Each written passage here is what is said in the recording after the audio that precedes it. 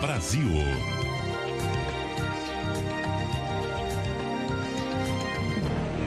Falamos hoje aqui em Brasil, no Revista CBN, fazemos aqui uma pensata sobre uma bússola moral para sair da crise brasileira. E nessa reflexão, a gente junta uma cientista política e um neurocientista para falar a respeito desse assunto. Foi tema, inclusive, de um artigo belíssimo no jornal Globo, que eu convido todos vocês, ouvintes do Revista CBN, buscarem e lerem. E hoje a gente vai tentar também entender aqui, nessa roda de conversa, com o neurocientista Paulo Boggio. Ele é pesquisador em comportamento pela USP, coordenador do Laboratório de Neurociência Cognitiva e Social do Mackenzie. Doutor Paulo, boa tarde. Olá, Petra. Boa tarde. Obrigado pelo convite. Eu já inicio essa conversa te perguntando por que um neurocientista olha para a política e busca padrões de comportamento em torno da moral, em torno da busca ética na sociedade, doutor Paulo. Legal, Petra. Em geral, a gente pensa as neurociências, às vezes, um pouco desconectada de outras áreas. E, na verdade, uma das coisas que a gente faz muito em pesquisa em neurociências é o que a gente chama de neurociência social, que é uma neurociência que integra várias áreas. Ela integra a psicologia, ela integra as ciências sociais, ela integra a antropologia. Então, é uma forma da gente juntar a compreensão que a gente tem do aparato biológico, do aparato do nosso sistema nervoso, integrar isso dentro de um modelo, inclusive, evolutivo, e juntar isso com comportamento, interação social, enfim. Por isso que a gente tem uma área muito forte hoje de neurociência social, em particular olhando as questões políticas. E boa parte disso porque, no final das contas, a gente está falando de agrupamento de pessoas, de como esses grupos de pessoas evoluem ao longo do tempo, quais são as formas de aliança entre um e outro. Então, assim, em neurociências a gente costuma olhar bastante isso e agora a gente está fazendo esse braço com a política também. Perfeito. E eu costumo dizer, principalmente num momento como esse, né, que a política ela é o braço coletivo, é o braço que tenta dar ordem para essas pulsões e para o subjetivo da comunidade humana. E nós estamos aqui também com a cientista política Carolina Botelho. Ela é pesquisadora do Laboratório de Neurociência Cognitiva do Mackenzie, também pensando sobre esse assunto com o Dr. Paulo Boggio. E, Carol, como é que a gente pode entender esse momento peculiar da política? Claro que é da política mundial, mas a gente pega o recorte brasileiro que nos dá mais subsídio, inclusive para a mudança. Por que essa questão ética, eu costumo até dizer espiritual no sentido do subjetivo, mas por que essa questão ética e moral ela é tão importante de ficar clara hoje quando a gente discute a política, o olhar da ciência política para esse comportamento do que é moral e do que é correto, e o que você entende que está talvez errado nos dias de hoje? Carol, boa tarde. Petra, boa tarde, obrigada pelo convite, prazer estar aqui com você, com o Paulo sempre. Bom, eu acho que partiu de uma ideia, assim, essa ideia de ética e de moral, ela acaba amalgamando aquilo que a gente tenta olhar com certo sentido para o que está acontecendo. Eu acho que a situação da política e da sociedade, ela chegou num nível, por ter como cenário pano de fundo a pandemia, mas por uma necessidade, uma demanda de que as pessoas estão se sentindo num ambiente descontrolado. Então, assim, quando a gente começou a estudar sobre isso, e eu vim para colaborar com o trabalho do Paulo, foi para tentar dar um sentido à ideia de moral e ética dentro do comportamento dos atores, dentro da política, né? Então, assim, se tudo a gente tinha um certo padrão, e a literatura da ciência política, você consegue ver certos movimentos e certas mudanças e certas transformações muito nítidas, eu acho que nesse momento começou a faltar respostas, e eu acho que a resposta não poderia ser dada mais só no campo da ciência, né? Então, assim, a nossa colaboração, nossa parceria no trabalho foi para dar sentido ao que está acontecendo, a chamar atenção para princípios básicos do que está acontecendo na esfera política, né? Está faltando, sim, um compromisso, uma ideia, uma reflexão sobre a questão moral, ética, princípios basilares da coletividade, princípios basilares da atividade humana, e que descambou para um descontrole que a gente está vendo aí. Descambou. Eu gosto muito de um momento do artigo de vocês, o artigo do Dr. Paulo e da Carolina, da doutora Carolina, que está no Jornal o Globo, como eu disse aqui. Inclusive, estão me perguntando aqui, o título do artigo foi Bússola Moral para Sair da Crise, é isso que a gente está aprofundando um pouquinho mais aqui hoje. Eu gosto muito da ideia que vocês trouxeram, que a bússola, por exemplo, de um conservador, talvez tenha um ponteiro mais atraído para aspectos como a pureza dos indivíduos, ao passo que o ponteiro de um liberal esteja mais voltado para a liberdade. Gosto muito dessa ideia, dessa polaridade, que se ela é colocada num campo de diálogo e de discussão saudável, é só bom. É só boa essa divergência ou essa diferença de olhar para a essência humana. O problema é que nós hoje, doutor Paulo, estamos com uma outra questão que foge só a essa polaridade ou a essas visões de mundo do que é um conservador, que é muito bom, e do que é um liberal, que pode ser muito bom também, não? É exatamente isso, Petra, porque quando a gente vai olhar essa ideia da moral, né, dentro do que fez a nossa espécie chegar onde ela chegou e ser o que ela é, a gente tem alguns elementos que são muito básicos, né? Uma das funções da moralidade é promover a cooperação. Para isso, a gente vai ver a extensão de quem são as pessoas às quais eu estou cuidando. E aí, cada indivíduo vai ter valores, fundamentos morais que ele valoriza mais. Isso é saudável, isso é ok, isso é o que constitui uma sociedade plural como a nossa. Então, pessoas que valorizam mais o conceito de pureza, outros o de cuidado, o de justiça, o de autoridade, o de lealdade. Isso varia entre os diferentes perfis e muitas vezes entre esses perfis, como você citou, de conservadores e liberais. Por isso que a gente, inclusive, no artigo discute um pouco isso. As bússolas morais, elas não têm o mesmo norte verdadeiro, né? Não necessariamente elas estão indo para o mesmo lugar, mas todas têm em comum cuidado e justiça. Isso é básico numa bússola moral, né? Que é o que leva a gente para ser uma sociedade equilibrada como deveria ser, como em geral é.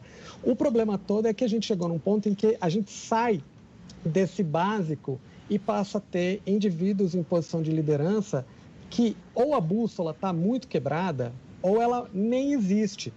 Tanto é que muita gente tem trazido para a discussão a questão da própria psicopatia, que é quando a gente perde essa bússola, esse compasso moral que ajuda a nos guiar entre aquilo que é certo e errado, né? Então, o que é certo e errado, às vezes ele pode variar um pouco entre as pessoas e entre os grupos, eu posso valorizar mais isso ou aquilo. Mas, no meio de uma pandemia, tem coisas que são muito básicas, cuidado e justiça social. Se a gente não olhar para isso, está muito errado. E quando a gente não tem isso em um líder, isso está mostrando que ele está completamente descompassado e não é mais uma questão de polarização, ele não está num polo, ele está fora disso, ele está em outro patamar. E a própria extensão moral, né, Petra, que é para quem a gente estende os nossos cuidados, né, que é outro ponto que é importante. Eu posso estender os meus cuidados para minha família, mas eu posso estender os meus cuidados para os meus amigos, de repente para o meu bairro, para a minha comunidade, para o meu país. Um líder nacional, por exemplo, um círculo moral tem que estar estendido para a população, não pode estar voltado só para os seus. Se ele estiver voltado só para os seus, ele não está cumprindo a função maior, que é a função de um presidente da República. Eu gosto muito dessa ideia que você traz, Paulo, porque eu tenho também falado sobre isso. Eu não acredito muito nessa ideia que acabou sendo amalgamada, né, da polarização. Eu não vejo que o que está acontecendo agora é polarização. Exatamente. Porque uma coisa é normal você estar mais à direita, estar mais à esquerda. Agora, quando você tem um pensamento, como você disse, ou beirando a psicopatia ou a selvageria, aí Exato. A gente tem um outro fenômeno social. E isso eu queria jogar para a Carol, para a nossa cientista política que está aqui também colaborando com essa reflexão, Carol. Historicamente, à luz da ciência política, líderes que têm esse perfil já apareceram, né? Então, como é que a ciência política consegue, à medida que a história está acontecendo e está sendo feita agora, analisar esse momento que a gente vive, né? À luz do que já aconteceu, de problemas sociais e políticos que nós já tivemos com essas lideranças, como é que a gente pode olhar para esse momento?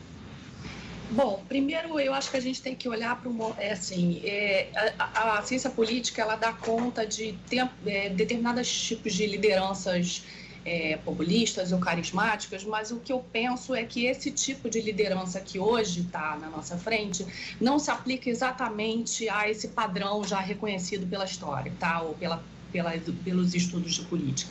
Eu diria que há um pacto, e eu acho que aí que está o X da questão, entre os grupos de elites brasileiras, né, de tolerância a uma certa liderança que desvirtua e que está descompassada com o que se prega, o que se possibilita, o que se quer para a sociedade, e o panorama que a gente está vivendo. O que está chamando a atenção até hoje, que é motivo de inquietação minha e do Paulo, é entender por que há uma tolerância do tipo que a gente está vivendo no Brasil e que não houve nenhum país numa situação extraordinária que foi a pandemia, né? A pandemia, quando a gente vê estudos, né, de sociólogos e cientistas políticos ao longo do tempo, esses eventos já aconteceram. E o comportamento das elites civilizadas, eu digo civilizadas na ideia de cidadania, de moral, de ética, é entender que o vírus é um comprometedor para toda a sociedade, inclusive para eles. Então, tem todo o interesse desses grupos de elite, que são as pessoas que detêm recursos financeiros, políticos, podem acionar certos instrumentos para mudar a situação. Por que no Brasil eles pensaram de uma forma diferente? Ou seja, por que eles continuam pensando com aquela ideia de privatizar as soluções, do tipo que a gente vê um carro blindado, um portão de condomínio? Quer dizer, eles acharam que o vírus teria a mesma natureza ou o mesmo comportamento que as outras mudanças que a gente vê na sociedade, mas isso não deveria acontecer, né? Quando a gente vai para a história, a gente vê que os grupos se uniram para transformar a situação e foram mais cooperativos, porque sabiam que esse vírus, mais cedo ou mais tarde, iam afetar a si próprios. O que a gente vê no Brasil é uma coisa completamente extraordinária, em que os grupos de elite continuam até hoje. Hoje eu chamo a atenção para uma entrevista no Estadão, onde mais um empresário fala em polarização, como se a gente estivesse num nível normal da disputa política. E não estamos entre grupos de pessoas que querem civilização, cidadania, independente de quem é a liderança que vai conduzir isso, e um grupo menor que quer a barbárie, porque não tem como ver de outra forma. E a barbárie quer dizer o seguinte: chegar até eles a questão do vírus. Essas pessoas até hoje não entenderam que esse inimigo que a gente não vê vai afetar suas famílias, seus amigos, seus empregos, suas indústrias, seu dinheiro, seus grupos, suas relações. Se a gente não tiver esse ponto muito bem definido, e que se essas pessoas não operarem de forma a transformar e ajudar o Estado a transformar a sociedade com essa ideia, a gente vai continuar perdurando numa tragédia sem fim.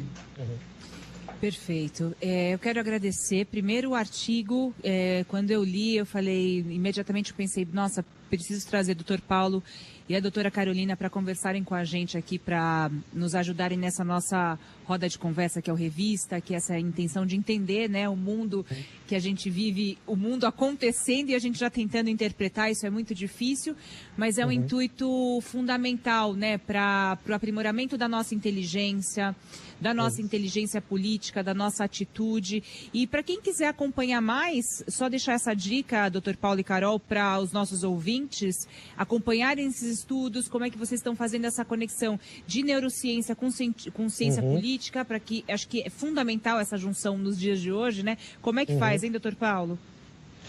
Então, isso que você falou, é a nossa frente ampla da ciência, né? A gente está juntando várias áreas que, em geral, às vezes não se fala, a gente está pondo junto. Então, acho que talvez o caminho mais fácil, tem um site do laboratório, mas talvez os próprios Twitters, a gente tem divulgado bastante o material diretamente pelo Twitter da gente, então a gente pode passar esses links para vocês, né, para a audiência poder seguir, né? Então tem o site do laboratório, que a gente coloca os artigos lá, e também as mídias sociais que a gente usa bastante para ir divulgando. Acho que esse talvez seja o caminho mais fácil. Agradeço muito aqui o Dr. Paulo Borges, doutor em Neurociências e Comportamento pela USP, coordenador do Laboratório de Neurociência Cognitiva e Social do Mackenzie. Doutor Paulo, muito agradecida, continuo acompanhando e deixo o caminho aberto aqui para outras reflexões no Revista.